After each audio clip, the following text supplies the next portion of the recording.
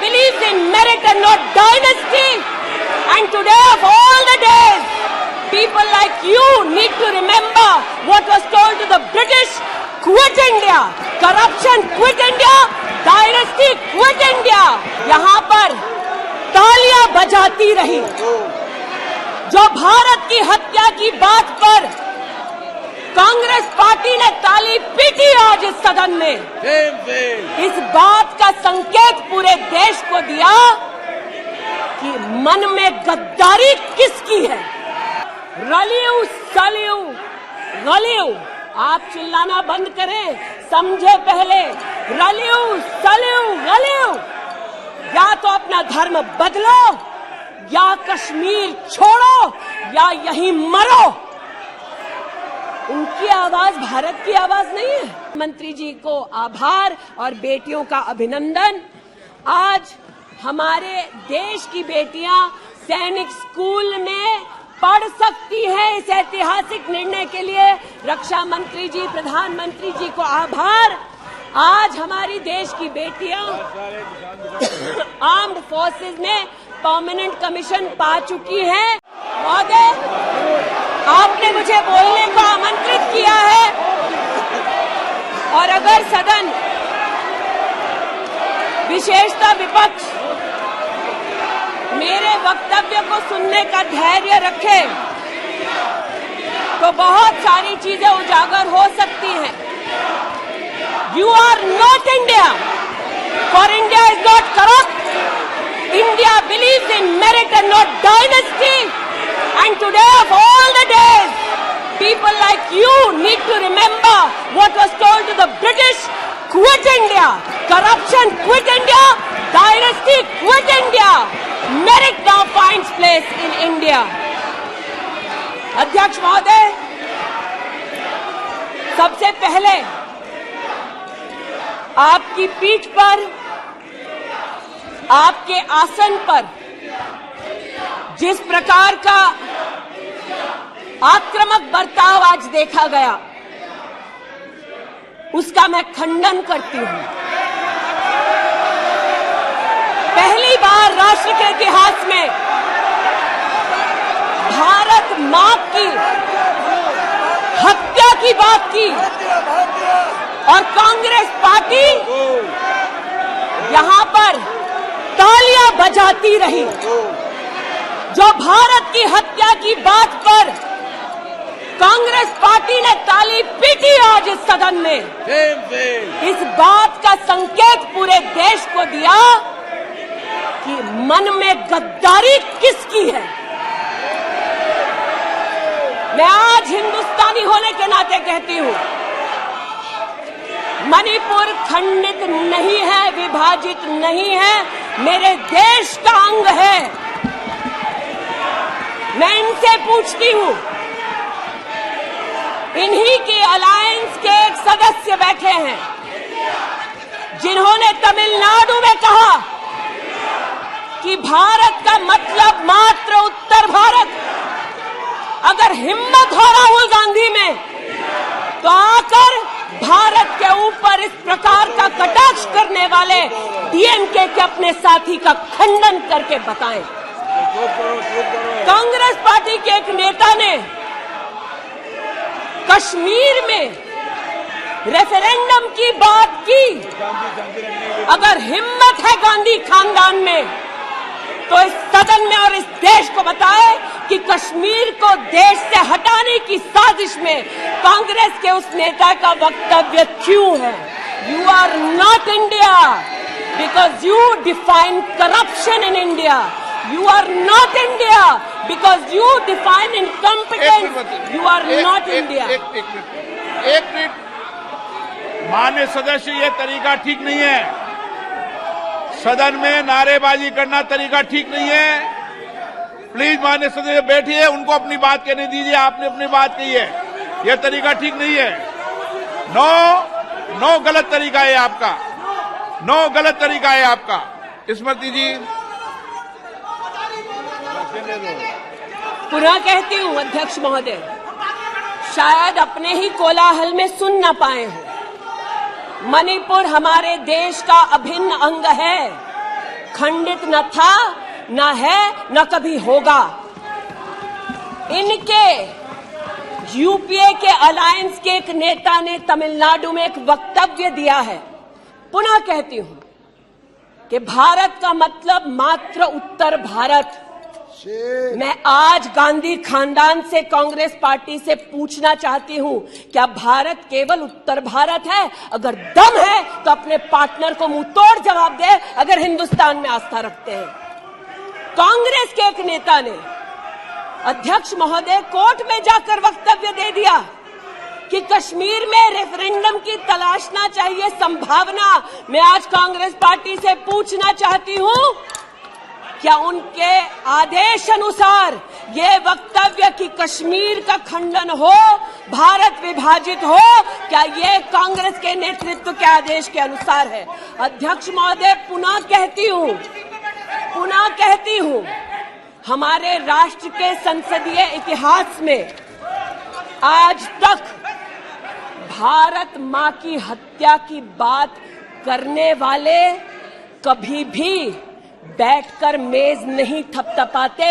कांग्रेसियों ने बैठकर मां की हत्या के लिए मेज थपथपाई है।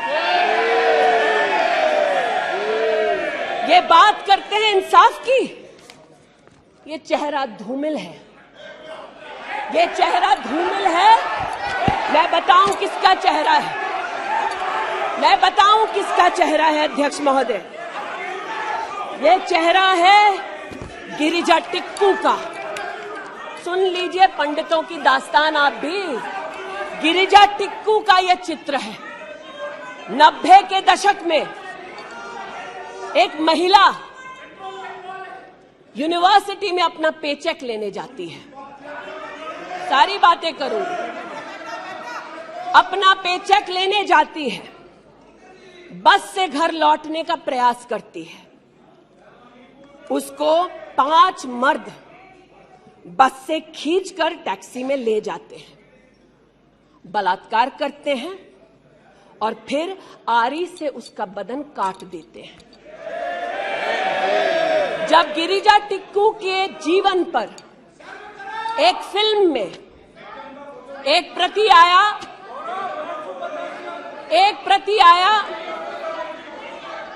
मैं आज कहना चाहती हूं कि कांग्रेस के कुछ प्रवक्ताओं ने उसको प्रोपेगेंडा कहा।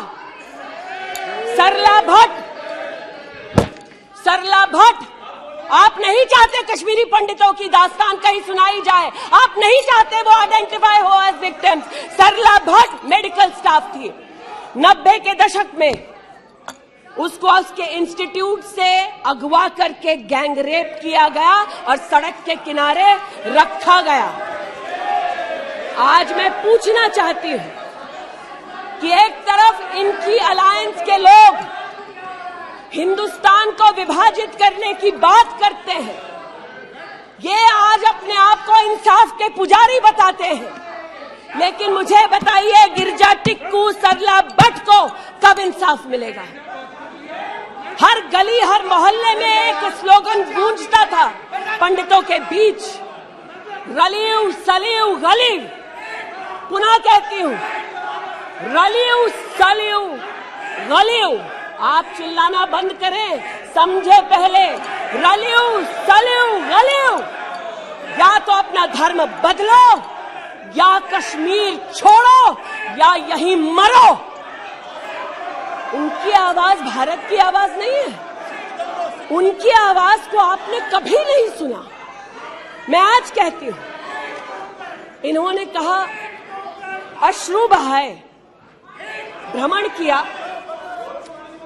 84 के दौरान में। मुझ जैसे कई लोग देश की राजधानी में थे और किसी का वक्तव्य ना सुने। अध्यक्ष जी, एक पत्रकार है प्रणय गुप्ता, उन्होंने लिखा कि सिख बच्चों को कैस्ट्रेट करके उनके अंगों को उनकी मां के मुंह में ठूसा गया। आज बोलती हूं, त्रिलोकपुरी में 30 औरतों को इकट्ठा करके चीला गांव में ले जाकर उनका बलात्कार किया। सुल्तानपुरी में एक महिला ने एफिडेविट दी है, मेरे हस्बैंड को मार दिया, बेटी को शादी से एक रात पहले उठाकर ले गए और उसका बलात्कार किया। एक 45 साल की मां ने कहा सिख दंगों के दौरान कि ना सिर्फ मेरे पति को मारा, ना सिर्फ मुझे गैंगरेप किया, बल्कि मेरे सामने मेरे बेटे पर केरोसिन छिड़ककर उसको आग लगा दी गई। और आज ये भारत की बात करते हैं। कहते हैं कि कश्मीर से कन्याकुमारी तक 130 दिन चल रहे थे। मैं जोड़ों के दर्द पर भाषण नहीं दूंगी अध्यक्ष महोदय, लेकिन इतना जरूर कहूंगी कि जिन वादियों को हिंदुस्तान ने खून से सना देखा है, जिन वादियों में गोलियों की आवाजें हर दिन सुनाई देती थी, जब ये उन वादियों में गए तो जैसे कश्मीरी कहते हैं शीन जंग कर रहे थे, बर्फ के गोलों के साथ अपने के किसी परिजन के साथ खेल रहे थे। अध्यक्ष महोदय, ये तब संभव हुआ जब प्रधानमंत्री मोदी ने धारा 370 हटाई। आज इस सदन में उल्लेख हुआ है कि ये गए हैं, I have been to Manipur, you might have not been. आज इस सदन में उल्लेख हुआ है कि ये यात्रा में गए और यात्रा में क्या आश्वासन दिया कि अगर इनका बस चले तो धारा 370 ये पुनः स्थापित कर दे। धारा 370 की वजह से कश्मीर की बेटियों को दहेज के लिए अगर प्रताड़ित किया जाता था तो वहां की बेटियों के पास कानून का सहारा नहीं था, क्योंकि इन्होंने धारा 370 लगाई। कश्मीर में अगर बेटियां प्रदेश के बाहर ब्याही जाती थी तो उनके पैतृक संपत्ति पर उनका अधिकार समाप्त हो जाता था, क्योंकि इन्होंने धारा 370 लगाई।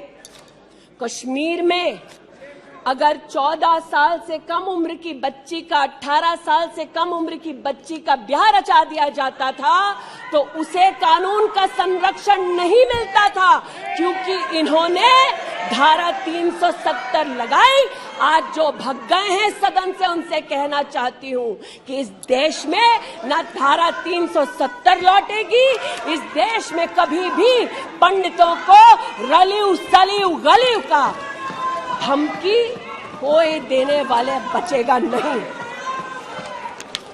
आज कई यहां पर बहनें उपस्थित हैं जो वहां से अपनी आक्रोश को और राहुल जी के प्रति समर्थन को व्यक्त कर रही हैं। 84 के दंगों का विवरण सुनकर, गिरिजा टिक्कू का विवरण सुनकर, और मैंने स्वयं अध्यक्ष जी मणिपुर के मुख्यमंत्री से बात कर त्वरित रूप से वहां पर लोग पकड़े जाएं, ना सिर्फ इसका वहां पर निवेदन किया बल्कि वो लोग पकड़े गए। सीबीआई की इंक्वायरी जारी है। लेकिन जो आज यहां बैठे हैं, मैंने उनसे पूछना चाहती हूं, जो चले गए, उन्होंने कहा वो राजस्थान गए, और राजस्थान में क्या हुआ महोदय? गिरिजा टिक्कू को तो 90 के दशक में आरी से काट दिया गया था। भीलवाड़ा में 14 साल की लड़की के साथ सामूहिक बलात्कार होता है। इस सदन से 2 महिला एमपीज उस परिवार से मिलती हैं। बच्ची जब जिंदा थी गैंगरेप के बाद महोदय, उसे काटा जाता है, फिर उसे भट्टी में डाल दिया जाता है। ये इन महिला सांसदों का वक्तव्य है कि जिस बच्ची को 14 साल की उम्र में जब जीवित थी गैंगरेप के बाद भीलवाड़ा राजस्थान में काटा गया, जलाने के लिए फेंका गया, उसका मात्र एक हाथ भट्टी के बाहर छूट गया था।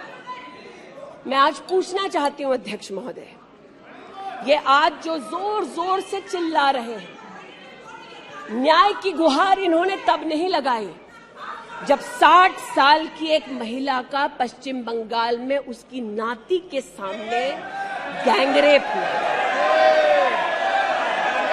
कोर्ट में केस लंबित है, इनका दिल नहीं दहला और पूछ रहे थे कि मणिपुर के बारे में आप नॉर्थ ईस्ट के बारे में नहीं जानते। जिन्होंने प्रस्तावना की उनसे कहती हूँ, नल्ली का मैसेकर हुआ, 5 मिनट के लिए कांग्रेस की एक नेत्री गई, लेकिन इनका क्या रुख था तब।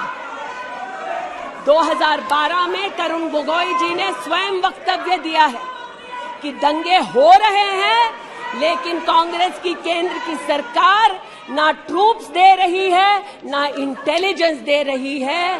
कोकराझार की बात करते हैं, ये मेरा वक्तव्य नहीं है, तब के कांग्रेस के मुख्यमंत्री तरुण गोगोई का वक्तव्य है। कोकराझार में हिंसा होती है, धुबड़ी में 3-3 महीने कर्फ्यू रहता है। आज महोदय, जो लोकतंत्र की दुहाई दे चुके हैं, हम बार बार इस सदन में बार बार इमरजेंसी की गाथा को याद करते हैं।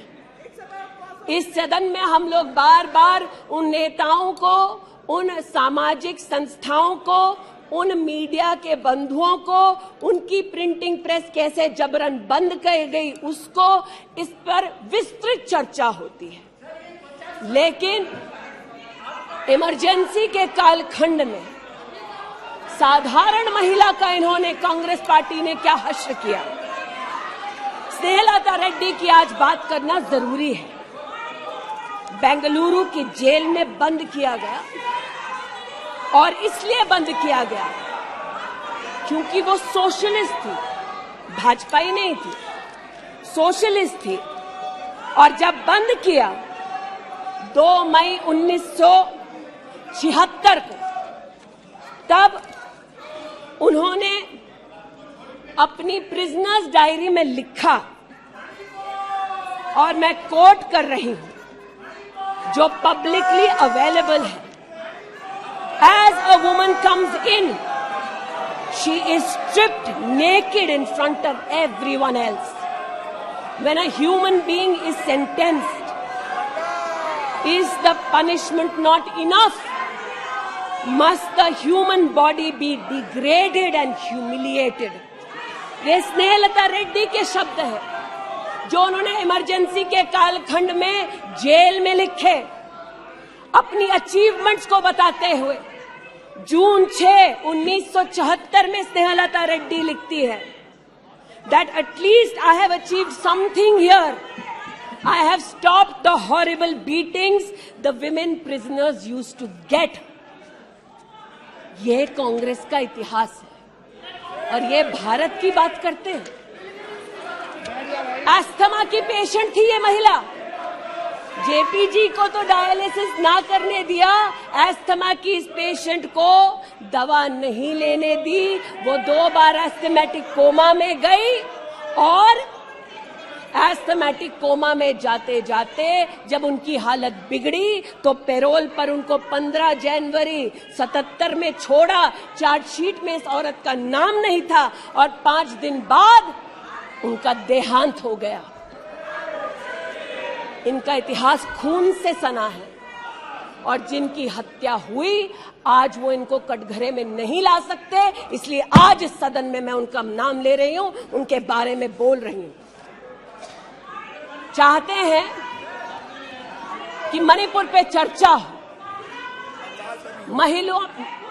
मणिपुर पे चर्चा करने के लिए बार बार पार्लियामेंट्री अफेयर्स मंत्री ने गुहार लगाई, बार बार देश के गृह मंत्री ने कहा, हमारे श्रद्धेय राजनाथ जी ने भी कहा कि आप मणिपुर पे सदन पर चर्चा कीजिए, हम चर्चा के लिए तैयार हैं, भागे ये, हम नहीं,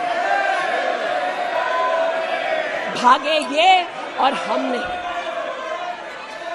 और भागने के पीछे कारण क्या? क्योंकि गृह मंत्री जब बोलने लगेंगे, परतें जब खुलने लगेंगी, तब ये मौन साध लेंगे। मौन मुद्रा का उल्लेख हुआ था। मौन थे ये लोग कई चीजों पर और आज भी हैं।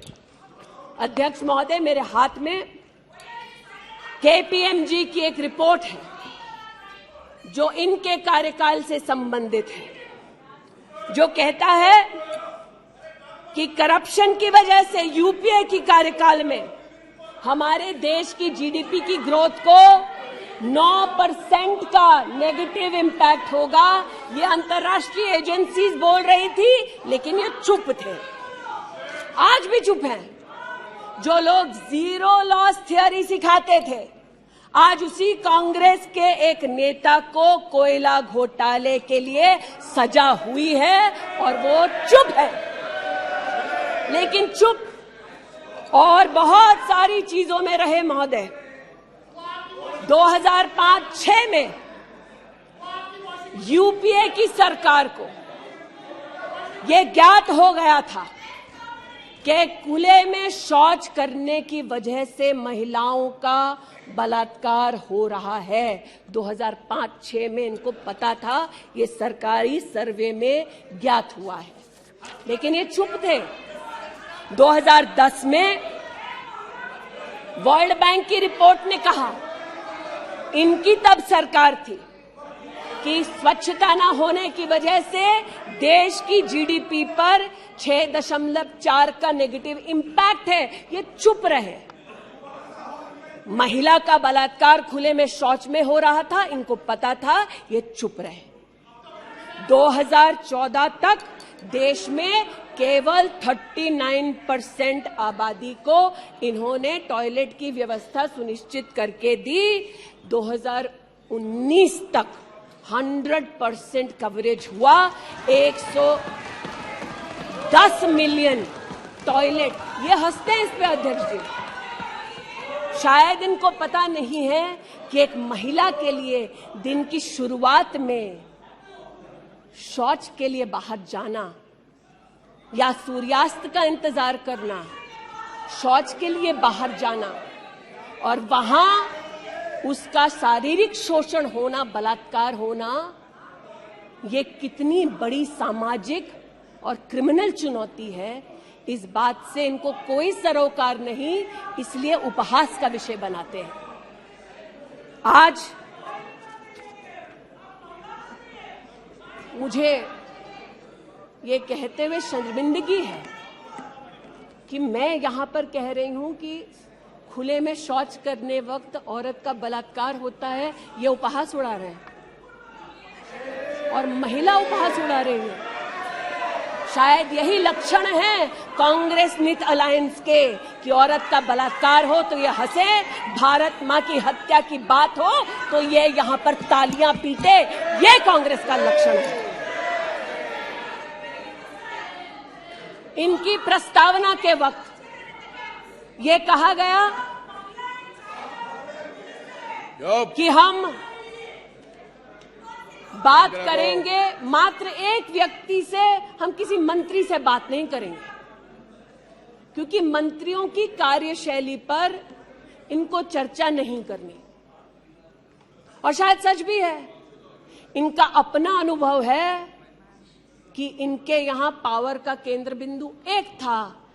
यहां पर फर्क यह है कि हम सब कलेक्टिव रिस्पॉन्सिबिलिटी के भागीदार हैं। इसलिए आज जब गजेंद्र शेखावत जी के मंत्रालय की ओर से टॉयलेट की व्यवस्था होती है, तो मैं एक महिला सांसद और नागरिक के नाते इनका भी उतना ही अभिनंदन करती हूं जितना कि प्रधानमंत्री जी का। जल जीवन मिशन महोदय, हमारे देश में जब इनकी सरकार थी तो मात्र 3 करोड़ परिवारों तक नलके से पानी पहुंचता था। अब 2019 का आंकड़ा कहता है कि आपने तब तक 9.5 करोड़ तक पानी पहुंचाया और अब लगभग 19 करोड़ 40 लाख और 12 करोड़ 40 लाख तक आपका पानी नलके से पहुंच चुका है। लेकिन इनको इससे भी सरोकार नहीं कि अगर टॉयलेट बना महिलाओं का शोषण कम हुआ, देश की साधारण महिला का सम्मान बढ़ा, तो इनसे इनका कोई सरोकार नहीं, स्पष्ट है। गरीब के घर में नल से जल पहुंचा, तो कांग्रेस का उसका कोई सरोकार नहीं, ये स्पष्ट है और सही है। हमारा सरोकार है, देश हमारा है, सेवा हमारी है। आज ये उत्तेजित है कि मैं इस सदन में मंत्रिमंडल के अपने कई सहयोगी साथियों का वर्णन करती हूं। एक ऐसी महिला मंत्री का वर्णन कर रही हूं जो वर्तमान में नहीं है। जनधन के माध्यम से 23 करोड़ महिलाओं का बैंक का खाता खुला, ये इनके लिए कोई मान्यता नहीं रखता, ये मुझे स्वीकार है, ये हमारे लिए अहम है। मुद्रा के माध्यम से 40 करोड़ लोगों को जो जीवन में कभी व्यवसाय नहीं कर पाते थे, जिनके पास कांग्रेस की पर्सनल डायलिंग मशीन नहीं थी, उनको मुद्रा का लोन मिला। 27 करोड़ लोन महिलाओं को दिए गए। महिलाओं को अपना व्यवसाय शुरू करने के लिए 23 लाख करोड़ रुपया सैंक्शन किया गया मुद्रा के माध्यम से। इनका उससे कोई सरोकार नहीं। 8 करोड़ नौजवान हमारे राष्ट्र के इतिहास में फर्स्ट टाइम एंटरप्रेन्योर्स बने, इनका उससे कोई सरोकार नहीं। 1,80,000 अकाउंट्स में स्टैंड अप इंडिया का 40,000 करोड़ का पैसा दिया गया।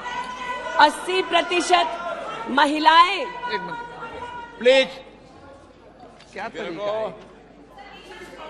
वह अपनी बात कह रही है, तथ्यों के आधार पर कह रही है। आपको खंडन करना है तो आप बोलना, जब तथ्यों के आधार पर करना गलत बात है। नो गलत। माननीय मंत्री जी,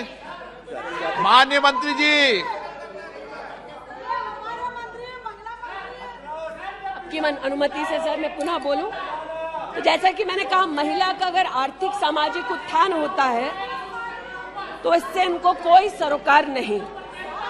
सेल्फ हेल्प ग्रुप की बात करते हैं, जब इनकी सरकार थी तब मात्र 19 लाख सेल्फ हेल्प ग्रुप्स को इन्होंने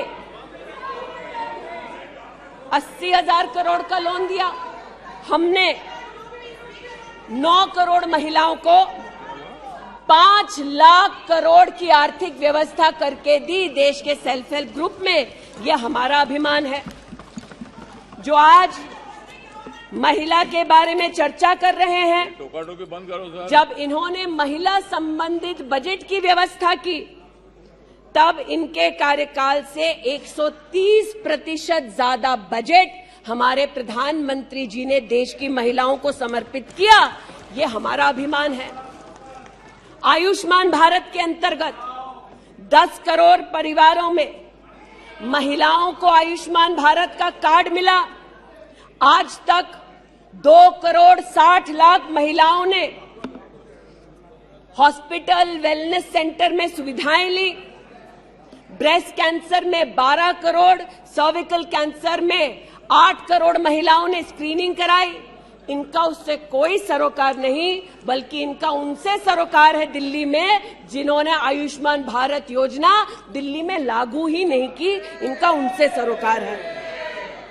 देश में मोदी सरकार में 3 करोड़ 84 लाख घर बने, जिनमें से 2 करोड़ 86 लाख महिलाओं को मिले। इनका उनसे कोई सरोकार नहीं, क्योंकि गरीब महिला लखपति दीदी बन गई, वो हमारा अभिमान है, इनका नहीं। हमारे देश में 8 करोड़ 50 लाख बेटियों ने समग्र शिक्षा के माध्यम से स्कूल में सेवा ली, मुफ्त टेक्स्ट बुक की सेवा ली। बेटियां का ये उपलब्धि हमारा अभिमान है, इनका नहीं। 5 लाख से ज्यादा बेटियों के लिए स्कूलों में अलग से टॉयलेट की व्यवस्था हुई। ये इनका अभिमान नहीं, हमारा अभिमान है। हमें अपनी बेटियों पे गर्व है। 5 लाख दिव्यांग बेटियों को मंथली स्टाइपेंड मिलता है। ये सेवा हम देश की बेटियों को दे सकते हैं। ये हमारे लिए बहुत बड़ा प्रभु का उपकार है।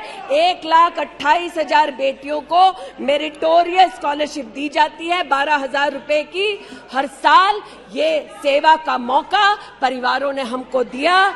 2 लाख से ज्यादा बेटियों को सेल्फ डिफेंस की ट्रेनिंग दी जा रही है। आज एलिमेंट्री एजुकेशन में बेटियों की एनरोलमेंट 100% है इस देश में। ये हमारे देश के लिए गौरव की बात है। आज पहली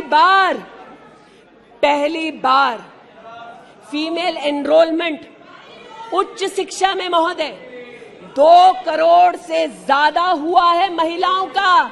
ये देश के लिए गौरव की बात है। आज दलित बेटियों का एनरोलमेंट बढ़ा है 38%।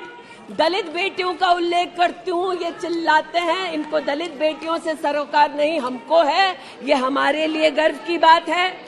आदिवासी बच्चे, लड़कियां 63% उनका एनरोलमेंट बढ़ा महोदय।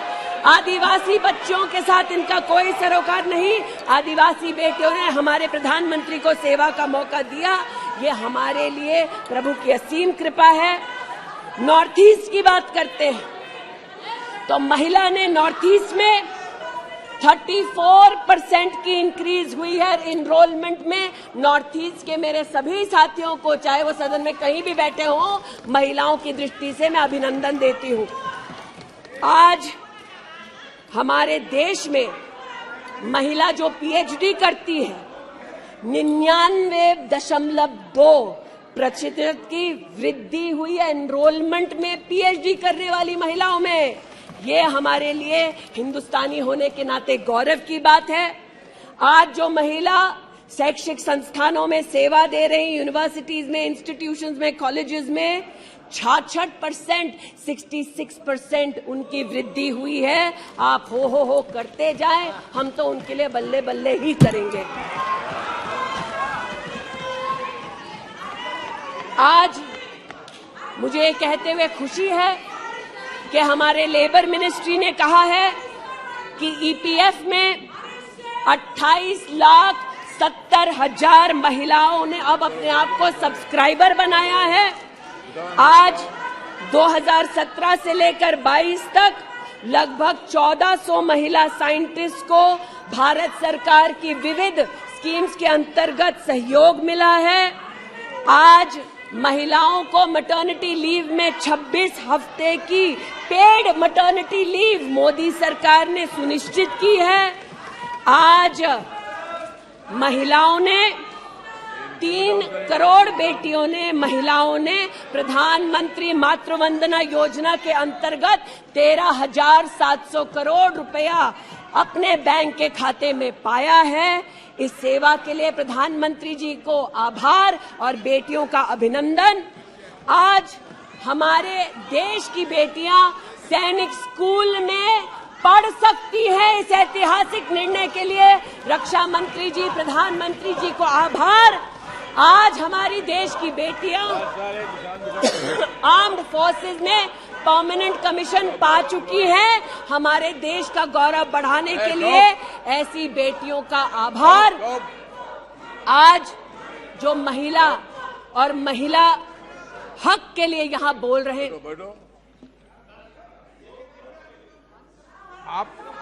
आप विषय पे बोल रही हैं और अविश्वास प्रस्ताव पे सब विषय पर बोल सकते हैं।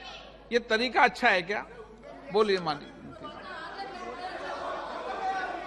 महोदय। वो भी शायद मजबूर हैं, उनको भी रिमोट से डायरेक्शन आया है। इतना ही कहना चाहती हूँ कि आज एक तरफ हमारी बेटियों ने सैनिक स्कूल में, आर्म्ड फोर्सेस में अपने प्रतिभा के आधार पर देश का गौरव बढ़ाया है। दूसरी ओर बिना किसी पुरुष सहयोगी के हिंदुस्तान के इतिहास में पहली बार 4,300 13 मुस्लिम बहनें अकेली हज के लिए गई और सुरक्षित हिंदुस्तान लौटी। जो महिला हक की बात करते हैं महोदय, उनसे कहना चाहती हूं, महिला हक को संरक्षित करने के लिए जब हमारी सरकार ट्रिपल तलाक के कलंक को मिटाना चाहती थी, तब महिला के हक में नहीं बल्कि वोट बैंक के लालच में इन्होंने सदन की कार्रवाई को त्याग दिया था। आज जब ये महिला सुरक्षा की बात करते हैं महोदय, तो ये कहना उचित होगा कि एक तरफ निर्भया फंड की रचना की घोषणा करते हैं 13 में, एक काम निर्भया फंड में नहीं करते, लेकिन जो निर्भया के बलात्कारी हैं उनको कांग्रेस नित अलायंस के लोग बलात्कारी के हाथ में 10,000 रुपए और एक सिलाई की मशीन देते हैं। आज हमें इस बात का गौरव है कि देश में 42 प्रोजेक्ट्स 5,000 करोड़ की लगभग लागत से भारत सरकार के सौजन्य से बन रहे हैं। जो महिला सुरक्षा के लिए ये न कर पाए, वो आज प्रधानमंत्री मोदी कर रहे हैं। आज integrated emergency response management system के अंतर्गत देश के 983 रेलवे स्टेशन पर महिला पैसेंजर्स के लिए 24 घंटे सुरक्षा का प्रावधान किया गया। आज कोंकण में वीडियो सर्वेलेंस सिस्टम की विशेष व्यवस्था महिला संरक्षण और महिला सुरक्षा के लिए की गई। आज चूंकि रेल मंत्री बैठे हैं, आर्टिफिशियल इंटेलिजेंस के आधार पर facial recognition system, integrated surveillance system, ये सब भारत सरकार के सौजन्य से महिला सुरक्षा के लिए प्रधानमंत्री मोदी ने सुनिश्चित की। एक बात पर मैं आपत्ति अभी दर्ज करती हूं अध्यक्ष जी, कि जिनको आज मुझसे पहले वक्तव्य देने का अधिकार दिया गया, उन्होंने जाते जाते एक अभद्र यहां पर लक्षण के दर्शन दिए। It is only a misogynistic man who can give a flying kiss to a parliament which seats female members of parliament. ऐसी गरिमा विहीन आचरण को इस देश के सदन में कभी नहीं देखा गया। ये उस खानदान के लक्षण हैं, या आज सदन में देश को पता चले। लेकिन कहां गए हैं, वहां पर क्या हालात हैं अध्यक्ष महोदय? गोद भराई के नाम पर राजस्थान में भास्कर ने लिखा है कि राजस्थान की कांग्रेस की सरकार जेब भराई कर रही है। 13 से 20 महीने का घरबाशय दिखाया जा रहा है राजस्थान में, और भारत की तिजोरी से पैसा लूटा जा रहा है। इनका सरोकार महिला उत्थान से नहीं, ये महिला के बारे में क्या सोचते हैं, इनकी क्या हरकतें हैं, इनके नेता ने जाते जाते यहां पर उसको प्रसारित कर दिया है। लेकिन इन्हें सरोकार इनके नेता को किससे है? चीन से है। तो चूंकि सब चीन में इतनी रुचि लेते हैं कांग्रेस पार्टी के नेता, इसलिए आज एक सुखद समाचार भी सुनाती हूं। चीन में 31st यूनिवर्सिटी गेम्स हुआ। 1959 से लेकर आज तक भारत को मात्र 18 पदक मिले। इस बार 26 मेडल का रिकॉर्ड हिंदुस्तान के बच्चों ने स्थापित किया। भारत मां के टुकड़े के लिए तालियां बजाते थे, भारत मां के बच्चों के लिए तो बजा दो। 11 गोल्ड, 5 सिल्वर, 10 ब्रॉन्ज। आज देश के यूनिवर्सिटी के छात्र देखें कि 31st यूनिवर्सिटी गेम में भारत का नाम रोशन करने वाले छात्रों के लिए मैं गुहार लगा रही हूं कि कांग्रेस पार्टी यहां अभिनंदन कर दे, लेकिन वो अभिनंदन से भारत के बच्चों को वंचित रखते हैं।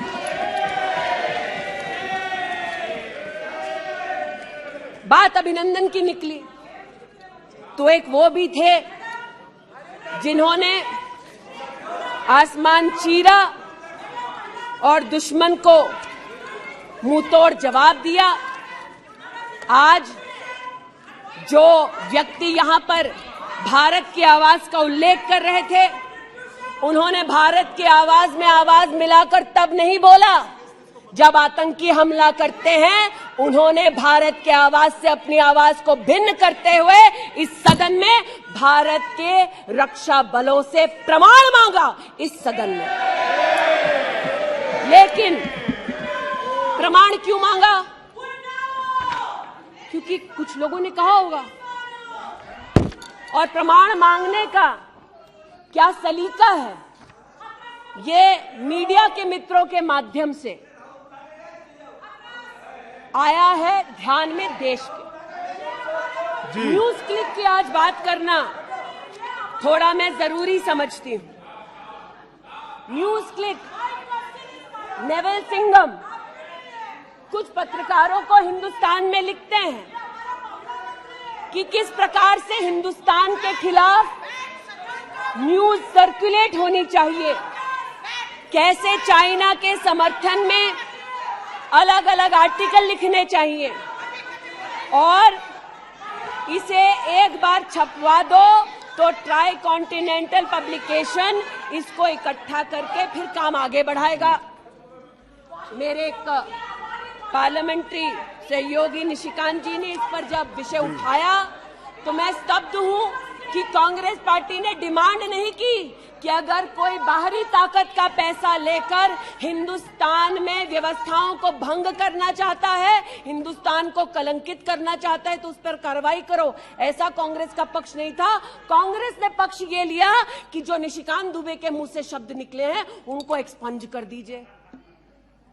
लेकिन ये जो ट्राई कॉन्टिनेंटल पब्लिकेशन है महोदय, जिसके बारे में ना आप ईडी को माने, न्यूयॉर्क टाइम्स को माने, वो ट्राई कॉन्टिनेंटल पब्लिकेशन के जो मुख्य रिसर्चर हैं, उनके वक्तव्य को कांग्रेस पार्टी अपने ऑफिशियल फेसबुक पर क्यों डालती है, ये मैं पूछना चाहती हूं।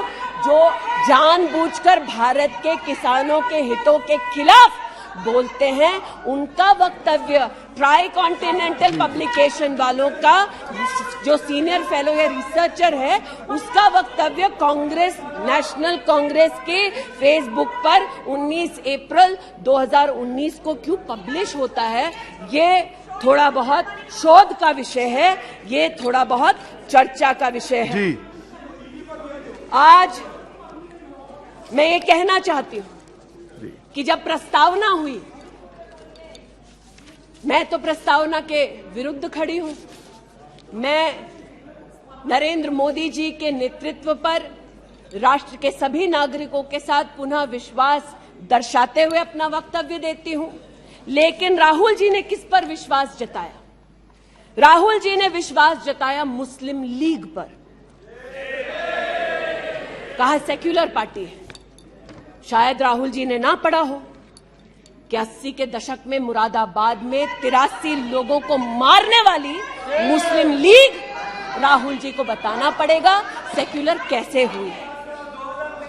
राहुल जी को आज जवाब देना होगा कि वो राष्ट्रभक्ति की बात करते हैं तो क्या जेएनयू में जाकर जब भारत तेरे टुकड़े होंगे का नारा दे रहे थे, वो राहुल गांधी की देशभक्ति थी? राहुल गांधी को आज जवाब देना होगा, है तो नहीं? उनको आज जवाब देना होगा।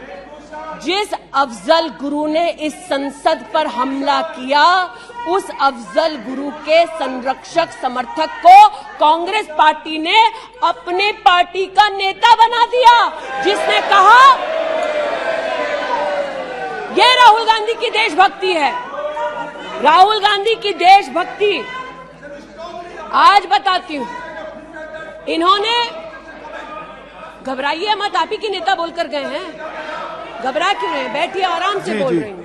जरा संक्षेप कीजिए। मैं पुनः बोलना चाहती हूँ अध्यक्ष महोदय, बहुत सारे व्यवधान आए, अब राहुल जी की बात चली है तो कृपा थोड़ी सी कर दीजिए। दोबारा कहती हूँ, क्या बोले हैं और क्या बाहर बोले हैं। देश के बाहर गए तो कहा आइडियाज ऑफ इंडिया कॉन्क्लेव में that there is going to be a Mars upsurge. India has massive amount of polarization. ये राहुल गांधी के शब्द हैं। इसका मतलब राहुल गांधी ने विदेश में जाकर कहा हिंदुस्तानी सौहार्द की भूमिका में नहीं रहते। राहुल गांधी ने कहा कि हिंदुस्तानी भाईचारे में इतना विश्वास नहीं करते because there is a massive amount of polarisation.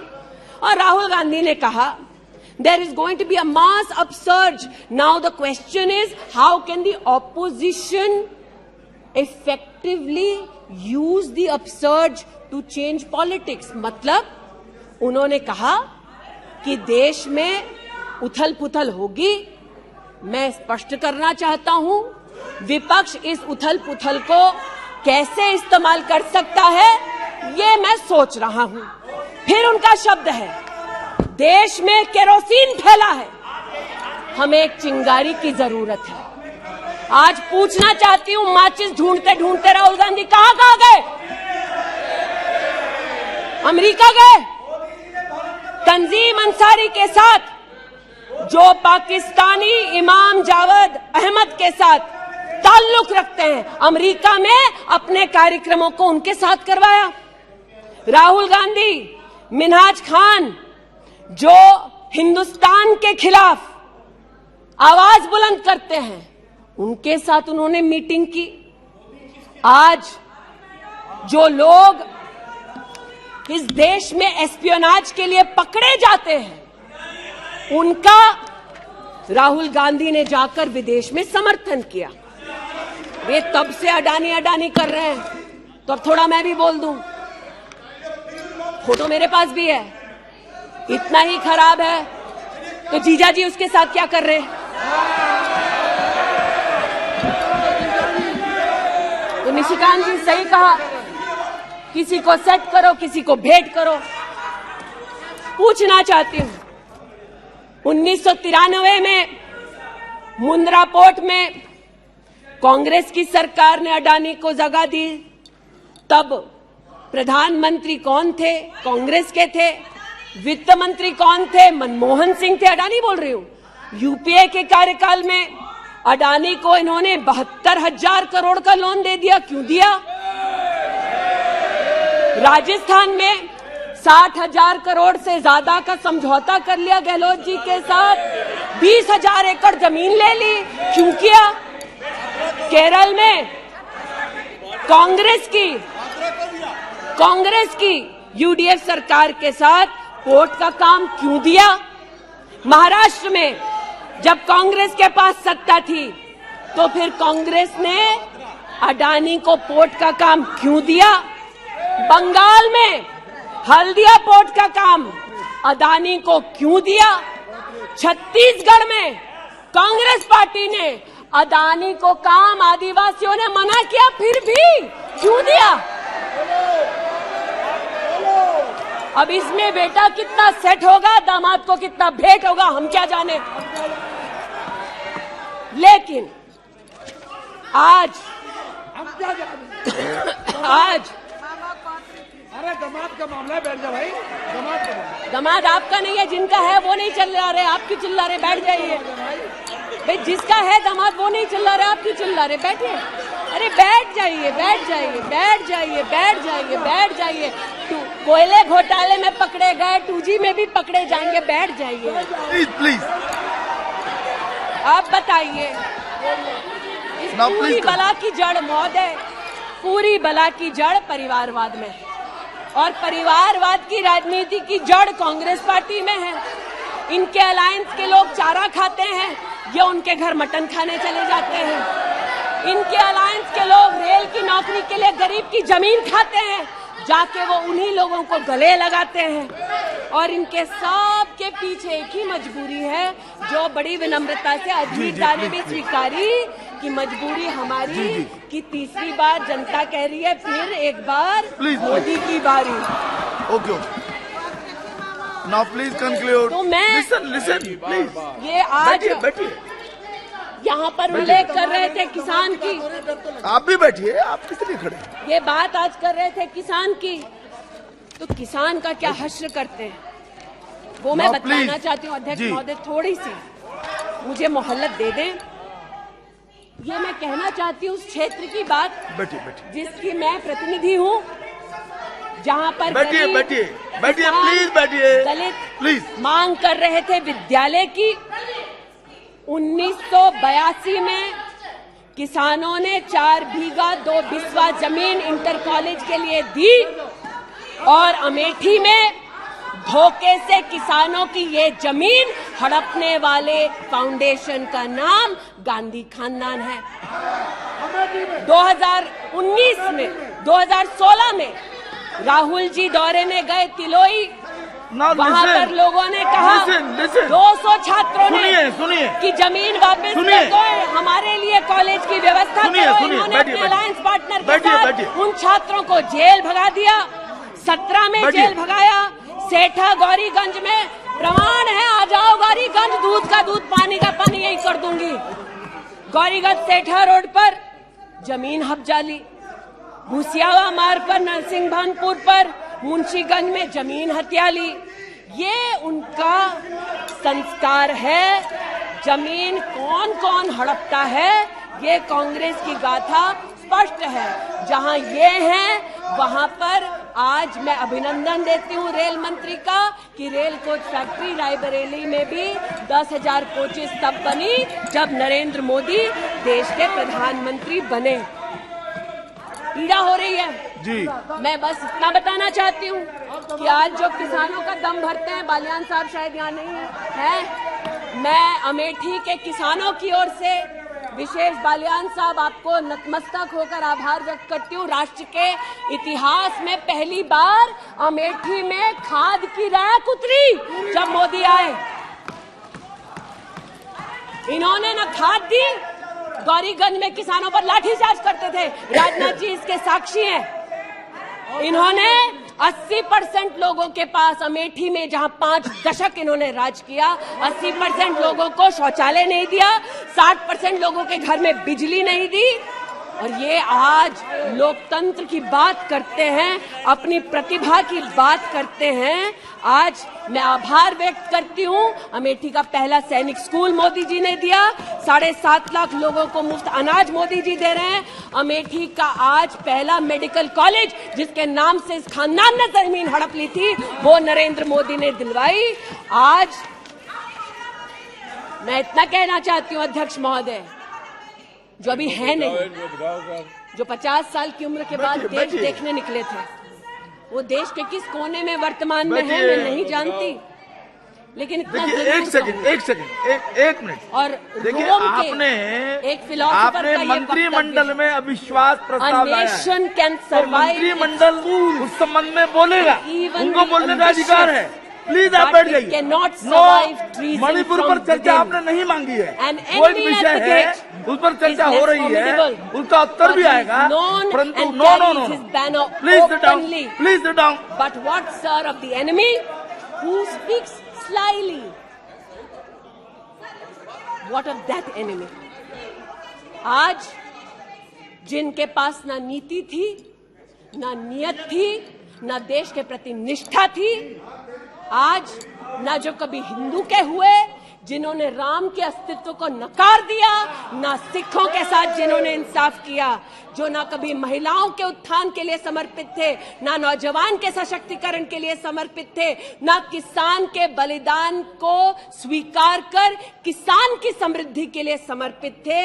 आज उनसे कहना चाहती हूं कि जो समर्पित है, जो सबके विश्वास के साथ सबका विकास कर रहा है, उस पर देश को पुनः विश्वास दिखाएंगे।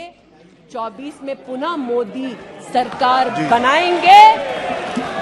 इस अविश्वास प्रस्ताव का मैं निषेध करती हूं और भारत माँ का जयकारा लगाते हुए जो भारत माँ की हत्या की बात कर रहे थे महोदय, उनसे कहना चाहती हूँ, अंग्रेज आए चले गए, मुगलिया सल्तनत आई खत्म हो गई, हिंदुस्तान आज भी है और आगे भी रहेगा।